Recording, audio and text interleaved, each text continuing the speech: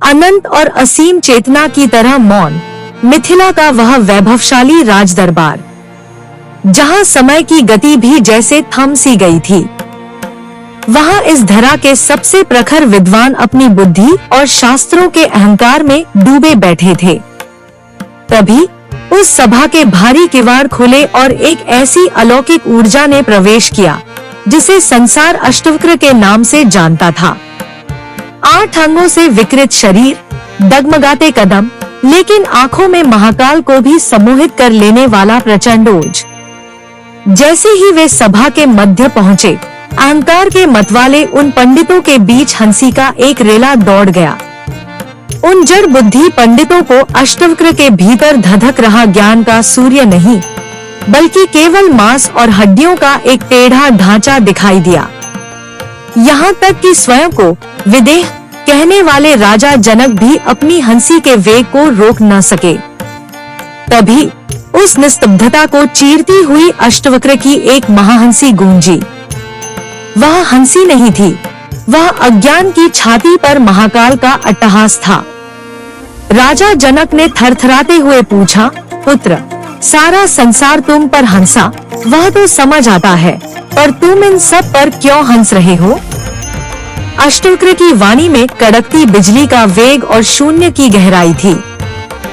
उन्होंने गरजते हुए कहा, राजन, मैं तो यह सोचकर आया था कि यहाँ ब्रह्मज्ञानी बैठे होंगे, पर यहाँ तो केवल शव परीक्षक और मांस के गिद्ध बैठे हैं। महाराज, धिक्कार है इस सभा पर। यहाँ बैठे लोग ज्ञानी नहीं, बल्कि केवल चमड़ी के पारखी हैं, जिनकी दृष्टि केवल इस नश्वर और मलमूत्र से भरी खाल तक सीमित है। क्या ये अंधे विद्वान इतने जड़ हो चुके हैं कि इन्हें केवल घड़े की मिट्टी दिख रही है, उसके भीतर का अनंत शून्य नहीं? राजन, क्या मंदिर की दीवारें टेढ़ी होने से उसके भीतर का परमात्मा भी टेढ़ा हो जाता है? क्या गन्ने के मुड़े होने से उसके भीतर की मिठास भी कड़वी हो जाती है? जो बाहरी आकार को देखकर निराकार का उपहास करे, वह ज्ञानी नहीं, महामूर्ख है। यह सुनते ही जैसे पूरे दरबार पर आकाश टूट पड़ा। राजा जनक का जन्मों का संचित अहंकार एक क्षण में भस्म हो गया। वे कांपते हुए अपने सिंहासन से उतरे और उस बालक के चरणों में अपना मस्तक रख दिया। अश्रुपूर्ण नेत्रों से उन्होंने याचना की, प्रभु, मेरी बुद्धि का अंधकार हर ले। मुझे बताएं, मुक्ति कहाँ है? वह शाश्वत सत्य कहाँ है? अष्टावक्र ने अत्यंत करुणा और परावाणी में कहा, जनक, तुम यह मिट्टी का शरीर नहीं हो। तुम न कर्ता हो न कर्म हो। तुम न पृथ्वी हो, न जल, न अग्नि और न ही वायु। तुम तो वह परम साक्षी हो जिसमें यह सारा ब्रह्मांड एक स्वप्न की भांति उदित और अस्त होता है।